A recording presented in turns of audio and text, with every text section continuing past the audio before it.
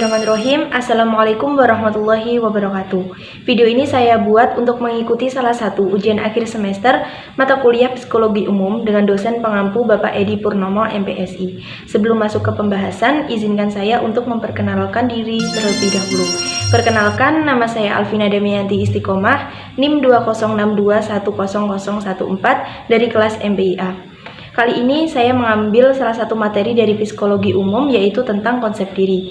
Bagaimana hakikat konsep diri, bagaimana konsep diri itu terbentuk, bagaimana proses perkembangan konsep diri, dan faktor apa saja yang mempengaruhi konsep diri. Oke, langsung saja masuk dalam pembahasan. Memasuki ke pembahasan pertama, yaitu tentang hakikat konsep diri. Konsep diri itu merupakan salah satu peran penting dalam kehidupan manusia. Konsep diri yang baik itu akan memberikan pengaruh yang baik pula dalam berbagai kehidupan, tak terkecuali dalam bidang belajar. Konsep diri adalah pandangan seseorang dalam dimensi fisik, psikis, sosial, pengharapan, maupun penilaian terhadap dirinya sendiri yang berasal dari pengalaman-pengalaman yang orang itu lakukan. Sehingga seseorang itu memiliki pandangan tentang siapa seseorang itu dan kenyataannya, siapa seseorang itu menurut pikirannya, maupun bagaimana seseorang itu menjadi apa ke depannya menurut pikirannya. Oke, selanjutnya masuk ke pembahasan kedua, yaitu tentang bagaimana konsep diri itu terbentuk. Konsep diri itu bukan merupakan bawaan lahir, juga bukan muncul karena dengan sendirinya, tetapi konsep diri itu terbentuk secara perlahan-lahan selama rentang kehidupan individu melalui interaksi dengan lingkungannya. Nah, lingkungan yang paling berpengaruh dalam pembentukan dan perkembangan konsep diri itu berasal dari keluarga, terus kemudian berasal dari masyarakat. Yang rawan bagi pembentukan konsep diri itu adalah belajar.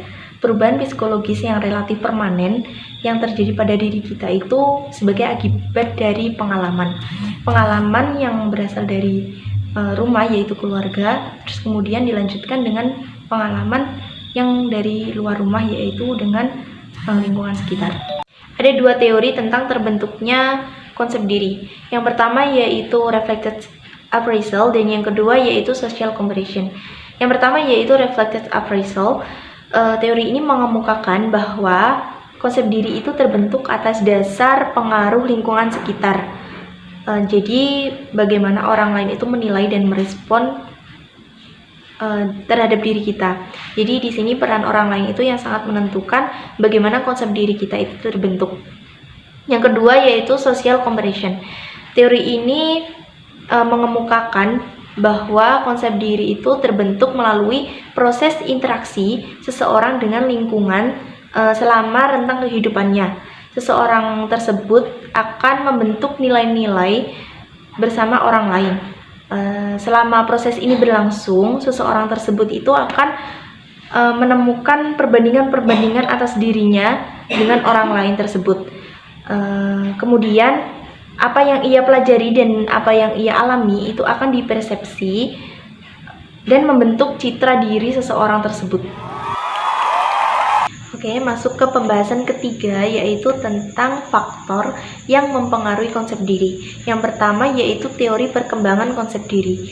Konsep diri itu belum ada pada waktu lahir, tetapi kemudian berkembang secara bertahap, mulai dari mengenal wajahnya dan kemudian bisa menemukan perbedaan antara dirinya dengan orang lain. Mulai umur 18 bulan, anak itu mulai mengenal wajahnya dan dia itu akan menunjukkan gambarnya ketika disebutkan namanya. Terus kemudian umur 3-6 tahun, anak itu akan bisa membedakan dirinya dengan orang lain, tetapi dia gagal dalam membedakan antara perspektif sosial dan perspektif dirinya sendiri. Yang kedua yaitu significant other, atau orang-orang yang penting dan dekat dengan kita. Kalian pasti tahu kan orang yang dekat dengan kita itu siapa? Pastinya ya orang tua. Significant other ini dimana kondisi seseorang itu belajar memahami penilaian orang lain terhadap kita. anak itu sangat dipengaruhi oleh orang yang terdekat dengan kita, yaitu orang tua. Orang tua adalah kontak sosial yang kita temui pertama kali. Jadi orang tua itu harus memberikan kenyamanan dan ketentraman kepada anaknya, sehingga konsep diri anak tersebut akan membentuk. Jadi konsep diri anak tersebut itu berpengaruh dari orang-orang terdekat kita, yaitu salah satunya orang tua. Yang ketiga yaitu self perception, yaitu persepsi individu terhadap dirinya dan penilaian, serta persepsi individu terhadap pengalaman akan situasi tertentu. Konsep diri itu dapat dibentuk melalui pandangan dirinya dan pengalaman yang positif, sehingga konsep itu merupakan aspek kritikal dan dasar dari perilaku individu. Individu yang konsep dirinya positif itu dapat dilihat dari kemampuan interpersonal, kemampuan intelektual, dan penguasaan lingkungan. Sebaliknya, konsep individu yang negatif itu dapat dilihat dari hubungan individu dan sosialnya itu terganggu. Itu tadi pembahasan yang dapat saya jelaskan. Jika ada kesalahan, saya mohon maaf.